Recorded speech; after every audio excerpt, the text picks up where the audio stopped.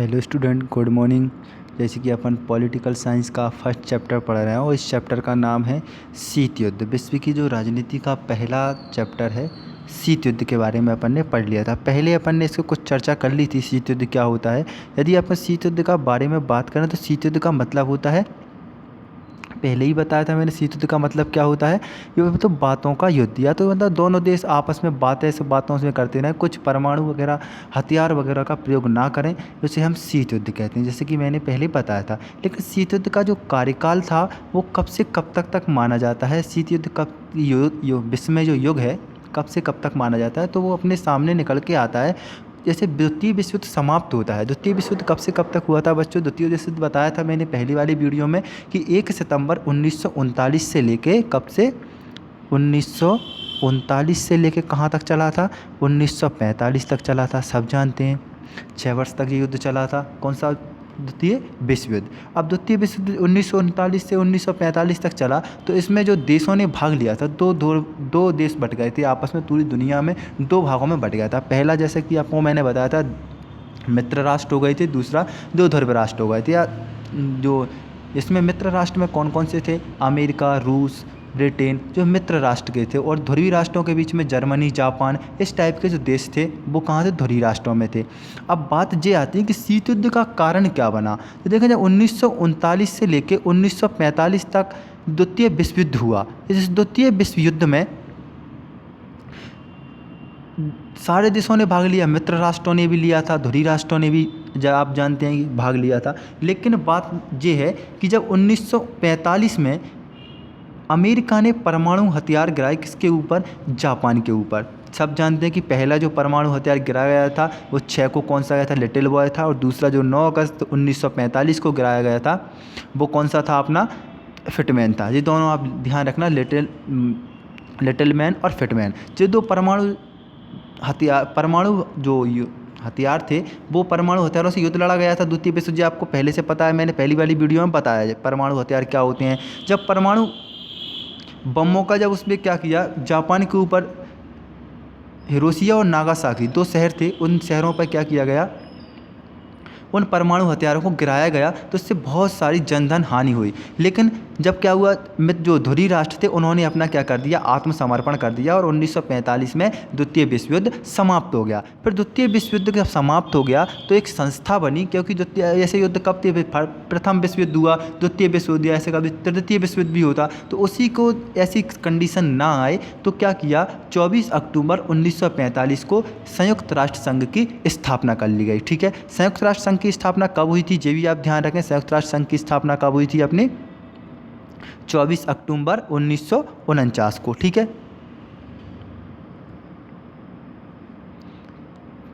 देखिए कब हुई थी ये, तो 24 अक्टूबर 1945 को। ठीक है, 1945 को क्या हो गया? संयुक्त राष्ट्र संघ की स्थापना हो गई। अब इस संयुक्त राष्ट्र संघ की स्थापना से क्या हुआ? दोनों आपस में देशों में युद्ध वगैरह इस प्रकार की स्थिति तो बंद हो गई। लेकिन जब द्वितीय विश्व समाप्त हुआ तो दुनिया में 2 महाशक्तियाँ उभर के सामने आई। जैसे कि एक महाशक्ति थी अपनी संयुक्त राष्ट्र अमेरिका, और दूसरी महाशक्ति थी अपनी USA। एक तो पहले अपन ने पढ़ी USA, और दूसरी जो महाशक्ति थी वो था अपना रूस। जब ये सोवियत रूस, इन 2 महाशक्तियों के बीच में क्या चला गया? अब शीत युद्ध जैसे परिणाम बने, क्योंकि उसने, अमेरिका ने, जैसे कि पता है, परमाणु हथियारों का आविष्कार कर लिया। तो अब इस परमाणु का आविष्कार करता चला गया, और इस आविष्कारों के चक्कर में क्या हुआ? उसके जो सोवियत रूस था उससे उसके संबंध खराब होने लगे। उस सोवियत संघ के संबंध खराब होने के कारण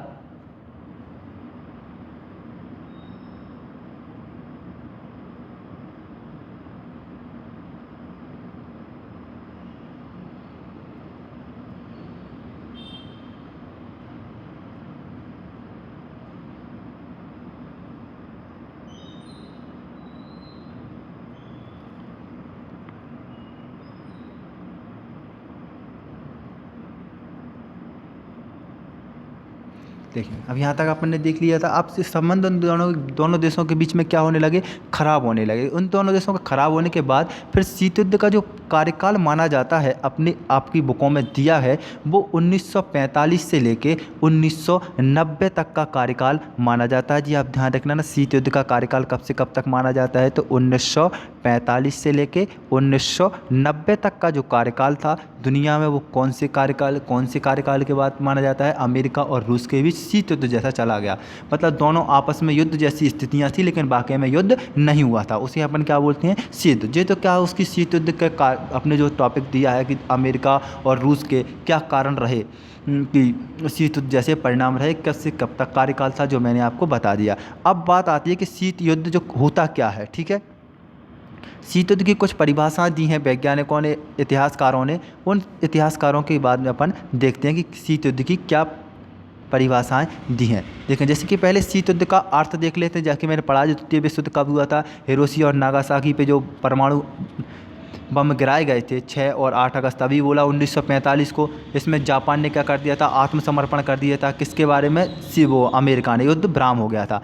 ठीक है, अब इसकी कुछ परिभाषाएं कि शीत युद्ध की क्या शीत युद्ध एक ऐसा युद्ध है जो युद्ध क्षेत्र में नहीं, कहाँ युद्ध क्षेत्र में नहीं लड़ा जाता, इस फिर कहाँ लड़ा जाएगा, बल्कि मनुष्य के मस्तिष्क से लड़ा जाता है। मतलब क्या, अभी पहले अपन ने कि शीत युद्ध का मतलब बातों का युद्ध होता है, तो मतलब इसमें युद्ध नहीं होता, युद्ध क्षेत्र में नहीं लड़ाई। ऐसा युद्ध का मतलब तो लड़ाई होती है, लेकिन इसको क्या होता है, कहाँ लड़ा जाता है, इसके लिए व्यक्ति मानसिक रूप से लड़ता है, अपने मस्तिष्क के ऊपर लड़ता है, ना कि परमाणु जो हथियार वगैरह होते हैं उनसे नहीं लड़ा जाता। विचारों पर नियंत्रण स्थापित किया जाता है। एक देश दूसरे देश पे विचार कर रहा है, दूसरे देश पे विचार कर रहा है, मतलब ऐसे कार्यकाल चलता रहता है। उसे अपन क्या बोलते हैं, शीत युद्ध के नाम से जानते हैं। ध्यान रख लेना, ये डेफिनेशन काम की है कि शीत युद्ध का मतलब क्या होता है।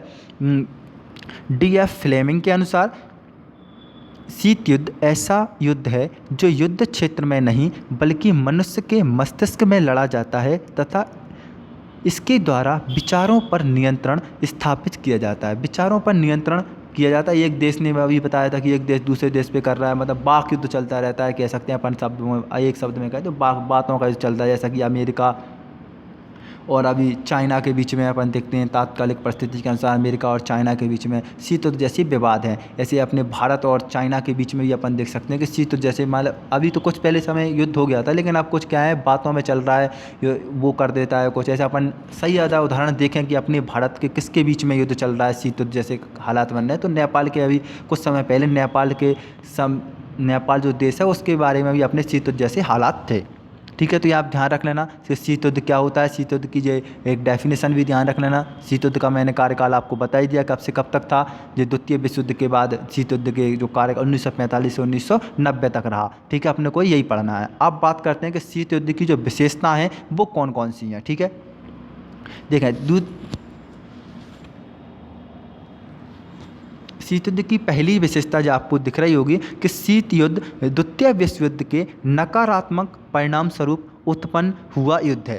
तो देखें, द्वितीय विश्व युद्ध का मैंने बताया था नकारात्मक परिणाम क्या हुए थे इसके। द्वितीय नकारात्मक, दो महाशक्तियाँ उभर के सामने आ गई थी। जैसे कि इसमें अपने अर्थव्यवस्था में देखें तो जो अमेरिका थी उसमें पूंजीवादी अर्थव्यवस्था चल रही थी और सोवियत रूस में साम्यवादी अर्थव्यवस्था का जन्म हो रहा था उस टाइम। जब दोनों में अर्थव्यवस्थाओं के उपलक्ष्य में देखें तो परमाणु जो परीक्षण कर रहा था USA अमेरिका, उसमें क्या था, सरकार का कोई आधिपत्य कम था, ना कि किसके ऊपर था, पूंजीपतियों के ऊपर उसका आधिपत्य ज़्यादा था। इसलिए क्या था, जो पूंजीपति लोग होते हैं उन पूंजीपतियों के कारण भी क्या परमाणु हथियार जब ज़रूरत पड़ी उनका इस्तेमाल कर सकते हैं। इससे इस डर के कारण क्या हुआ था, जो रूस था उससे कुछ अच्छा नहीं लगा और इसने शीत युद्ध जैसे हालात बने हुए थे। तो पूरे मतलब जो कहने अपन एक शब्द में कहें तो अमेरिका में जो पूंजीवादी अर्थव्यवस्थाओं के द्वारा, पूंजीवादियों के द्वारा क्या किया जाता, परमाणु परीक्षण किया जा रहा था अधिकांश, और रूस में क्या किया जाता, साम्यवादी अर्थव्यवस्था का जन्म था। उस टाइम साम्यवादी अर्थव्यवस्था चल रही थी। इसे नकारात्मक परिणाम स्वरूप युद्ध हुआ दोनों में। अर्थव्यवस्था की दृष्टि से देखते हैं तो फिर शीत युद्ध के बदले की भावना सर्वोपरि रही। क्या थी वो, देखें, जो महाशक्तियाँ उभर के आई वो कह रहा था कि मैं विश्व में सबसे महान श्रेष्ठ बन जाऊं अमेरिका, और उसी की रूस कह लगा था कि मैं दुनिया में सबसे महान बन जाऊं। तो दोनों में क्या हुए, बदले की भावना हुए, युद्ध जैसे हालात स्थिति बन गई थी। फिर शीत युद्ध के मूलभूत से राजनीतिक युद्ध का स्वरूप लिए हुए है, मतलब राजनीतिक युद्ध के रूप में। ऐसे कि आपको बुकों में मिल जाएगा, नहीं मिले तो मैं बता देता हूँ कि क्यूबा जो देश है अमेरिका कैरिबियन सागर में पड़ता है क्यूबा। तो देखा क्यूबा में जो था, क्यूबा किसके ऐसे आप कहें कि क्यूबा पे अधिकार था, जैसे अमेरिका भारत पे किसका अधिकार था, किसका शासन था उस टाइम, ब्रिटेन का शासन था। ऐसे ही जो क्यूबा जो देश था, क्यूबा के ऊपर किसका आधिपत्य था, वो था रूस का। लेकिन जब रूस का आधिपत्य था क्यूबा के ऊपर, और क्यूबा के आस पड़ोस में जो यूएसए थी, अमेरिका ने उसके क्या किया, लिए सैनिक इकट्ठे कर लिया, सैनिकों को उसकी सीमा पे लगा दिया। उससे क्या रूस को क्या क्या निकल के आया, रूस सोचने लगा कि ये क्यूबा पे अधिकार कर लेगा। अब तो हालांकि क्यूबा जो स्वतंत्र राष्ट्र हो गया, लेकिन पहले के हालात की बात बता रहा हूँ, जब 1945 से 1990 के कार्यकाल तक का, तब उसने क्यूबा के आस पड़ोस में क्या कर दिया, सैनिक बल लगा दिया। और उधर से रूस के सैनिक भी लगे थे। तो रूस के सैनिकों को जब पता चला कि अमेरिका ने ये रूस की जो क्यूबा की सीमा पे क्या कर दी, अपने सैनिक तैनात कर दिए, तो इससे क्या हुआ, रूस को राजनीतिक उनकी जो परिस्थितियाँ थी, वो भी राजनीतिक परिस्थितियाँ क्या होने लगी, तनावपूर्ण स्थितियाँ बन गई। अब बात करते हैं चौथा जो दिया है, शीत युद्ध को दो प्रतिद्वंदी महाशक्ति राष्ट्रों के बीच तनावपूर्ण स्थिति का नाम है। दो मैंने महाशक्तियाँ बताई, जैसे कि यूएसए था पहला, और दूसरा था अपना संयुक्त राष्ट्र वो रूस का मैंने अभी नाम बताया था आपको। रूस और अमेरिका, इन दोनों के बीच में क्या कंडीशन बनी थी, दो महाशक्तियाँ। वो सोच रहा था कि मैं अपने देश दुनिया में सबसे सर्वश्रेष्ठ बन जाऊं, और यूएसए सोच रहा, वो अमेरिका के बाद रूस सोच रहा था कि मैं दुनिया में सबसे शक्तिशाली बन जाऊं। तो जो भी दोनों के बीच में क्या हुआ, महाशक्तियों के बीच में तनावपूर्ण स्थिति बन गई। शीत युद्ध के अब अगला पांचवा दिया है, शीत युद्ध में प्रचार करने की कोई सीमा नहीं थी। मतलब प्रचार करने, इसमें झूठा प्रचार ज़्यादा किया जाता है। जैसे कि मैंने अभी बताया था कि अमेरिका ने अपनी बाके में अपनी सीमाओं पे लगाया था, लेकिन रूस को क्या लगा था कि ये क्यूबा पर अधिकार कर लेगा। इसके बारे में दोनों के देशों के बीच में क्या होने लगी, तनावपूर्ण स्थिति हो गई। मैंने किया सातवां बताया, जो छठवां तो समझ में आ ही गया होगा आपको, कि वातावरण स्थिति की दृष्टि से वाक युद्ध माना जाता है। मतलब क्या है, बातों का ही तो चलता है। सातवां जो टॉपिक है, शीत युद्ध पूंजीवादी और साम्यवादी विचारधाराओं का समावेश है। मैंने अभी बताया था कि पूंजीवादी जो अर्थव्यवस्था थी कहाँ थी, अमेरिका में थी। साम्यवादी जो अर्थव्यवस्था थी वो कहाँ थी, यूएसए में, वो रूस में, सोवियत संघ में। साम्यवादी अर्थव्यवस्था कहाँ, साम्यवादी में क्या होता है, कुछ सरकार का आधिपत्य भी रहता है, वो थी रूस में। और ये दोनों अर्थव्यवस्था का क्या मतलब है, मैंने अभी थोड़ी देर पहले बताया था। शीत युद्ध में आठवां जो है, शीत युद्ध में जासूसी, गुप्त समझौते, प्रादेशिक गठबंधन, सैनिक संधियां स्थापित कर शक्तियों का प्रसार करना सर्वोपरि है। ये भी बात आपको समझ में आ गई। जासूसी, ऐसे कुछ जासूस कहाँ पहुँच गए थे, सोवियत रूस के पास पहुँच गए थे कि अपने देश के ऊपर क्या लगा दिया, अमेरिका ने सैनिक बल लगा दिया। तो ऐसे कुछ जासूसों के माध्यम से भी क्या होता है, शीत युद्ध जैसे हालात बन जाते हैं, गलत इन्फॉर्मेशन देने से। अगला है नवा जो टॉपिक दिया है, शीत युद्ध वास्तव में शक्ति संघर्ष के लिए किया जाने वाला संतुलन स्थापित करने वाला राजनीतिक संघर्ष मात्र है। मतलब कहने का क्या है, इसका मतलब क्या है, संघर्ष शक्ति का मतलब दो शक्तियाँ, वो सोच रहा था दुनिया में मैं सर्वश्रेष्ठ बन जाऊँ, और रूस सोच रहा था मैं सर्वश्रेष्ठ बन जाऊँ। तो दोनों में इसी प्रकार के क्या चल रहे थे, अपने महाशक्तियों को संतुलन स्थापित करने में लगे हुए थे, दुनिया में अपना वर्चस्व स्थापित करने में दोनों देश आपस में लगे हुए थे। अगला जो है, अगला तो इतना काम का नहीं है, फिर 11वां देखें, शीत युद्ध को प्रयोगशाला अंतर्राज्यीय समुदाय के राष्ट्रों की राजनीतिक एवं गैर राजनीतिक समस्याओं को ही माना जाता है। ये भी आपको बात समझ में आ गई होगी। ठीक है, तो आपने ये देख लिया, शीत युद्ध की विशेषताएं लिख लेना आप। शीत युद्ध की विशेषताएं आती हैं, और शीत युद्ध के क्या कारण थे मैंने वो भी बता दिया आपके। शीत युद्ध का मतलब क्या होता है, डेफिनेशन भी अपन पढ़ लिए, और इससे आगे अपन पढ़ेंगे